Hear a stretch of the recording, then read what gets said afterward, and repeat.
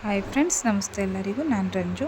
ನಾನಿವತ್ತು ತುಂಬಾ ರುಚಿಯಾಗಿರುವಂತಹ ಆರೋಗ್ಯಕರವಾದ ಬೀಟ್ರೋಟ್ ಪಲ್ಯ ಹೇಗೆ ಮಾಡ್ಕೊಳೋದಂತ ತೋರಿಸ್ತೀನಿ. ತುಂಬ ಸುಲಭವಾಗಿ ಮಾಡೋದು ಮತ್ತು ಚಪಾತಿಗೆ, ಪೂರಿಗೆ, ದೋಸೆಗೆ, ಇಡ್ಲಿಗೆ, ರೈಸ್ ಜೊತೆ ಸೈಡ್ ಡಿಶ್ಟಾಗಿ ಯೂಸ್ ಮಾಡ್ಬೋದು. ಹೇಗೆ ಮಾಡೋದಂತ ನೋಡ್ಕೊಂಡು ಬರೋಣ ಬನ್ನಿ.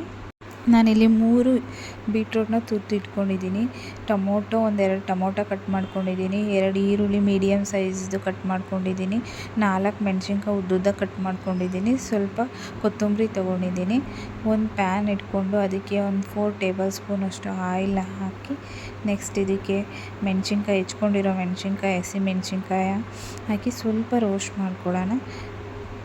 ಸ್ವಲ್ಪ ಹಸಿ ವಾಸನೆ ಹೋಗೋ ತನಕ ಸ್ವಲ್ಪ ರೋಸ್ಟ್ ಮಾಡಿಕೊಂಡು, ನೆಕ್ಸ್ಟ್ ಇದಕ್ಕೆ ಹೆಚ್ಚಿಟ್ಕೊಂಡಿರುವಂತಹ ಈರುಳ್ಳಿ ಕೂಡ ಹಾಕ್ತಾಯಿದ್ದೇನೆ.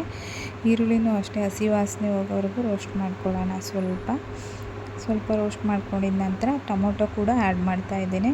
ಟೊಮೊಟೊ ಇಲ್ಲಿ ಸ್ಮೂತ್ ಆಗಬೇಕು, ಸ್ವಲ್ಪ ಅದು ಚೆನ್ನಾಗಿ ಸ್ಮೂತ್ ಆಗೋ ಗಂಟ ಬೇಯಿಸ್ಕೋಬೇಕು. ಮೆತ್ತಗದು ಟೊಮೊಟೊ ಎಲ್ಲ ಸ್ಮೂತ್ ಆಗಿರೋದು ಗೊತ್ತಾಗುತ್ತಲ್ಲ, ಆ ಥರ ಒಂದು ಸ್ವಲ್ಪ ಬೇಯಿಸ್ಕೋಬೇಕು. ಇವಾಗ ರುಚಿಗೆ ತಕ್ಕಷ್ಟು ಉಪ್ಪು ಕೂಡ ಆ್ಯಡ್ ಮಾಡಬೇಕು. ಇವಾಗಲೇ ಟೊಮೊಟೊ ಹಣ್ಣು ಬೇಯ್ತದೆ, ಇದರಲ್ಲಿ ಉಪ್ಪು ಹಾಕಿದರೆ ಚೆನ್ನಾಗಿ ಬೇಯುತ್ತೆ. ಅದಕ್ಕೋಸ್ಕರ ರುಚಿಗೆ ತಕ್ಕಷ್ಟು ಉಪ್ಪು ಹಾಕಿಬಿಟ್ಟು ಚೆನ್ನಾಗಿ ಸ್ವಲ್ಪ ರೋಸ್ಟ್ ಮಾಡ್ಕೊಳ್ಳೋಣ. ನೆಕ್ಸ್ಟ್ ಇದಕ್ಕೆ ತುರಿದಿಟ್ಕೊಂಡಿರುವಂತಹ ಬೀಟ್ರೋಟ್ ಕೂಡ ಹಾಕ್ಬಿಡೋಣ.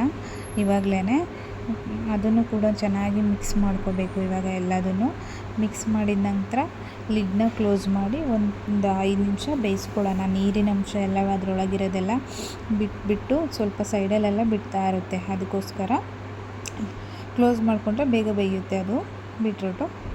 ಅದಕ್ಕೋಸ್ಕರ ನಾನು ಸ್ವಲ್ಪ ಕ್ಲೋಸ್ ಮಾಡ್ಕೊಂಡಿದ್ದೆ. ಇವಾಗ ನೋಡಿ ಬೆಂದಿದೆ ಎಲ್ಲ. ನೆಕ್ಸ್ಟ್ ಇದಕ್ಕೆ ಸ್ವಲ್ಪ ಕೊತ್ತಂಬರಿ ಆ್ಯಡ್ ಮಾಡ್ಕೊಳ್ತೀನಿ ಅಷ್ಟೇ.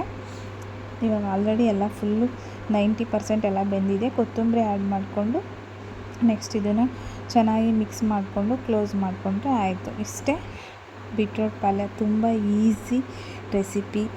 ನೀವು ಕೂಡ ಹೀಗೆ ಮಾಡ್ಕೋಬೋದು. ಎಷ್ಟು ಈಸಿ ಇದೆ ಅಂತಂದರೆ, ಅರ್ಜೆಂಟಾಗಿ ಏನಾದರೂ ಪಲ್ಯ ಮಾಡಬೇಕಂತಂದರೆ ಚಪಾತಿ ಜೊತೆ, ದೋಸೆ ಜೊತೆ ತುಂಬ ಈಸಿಯಾಗಿ ಮಾಡ್ಬೋದು.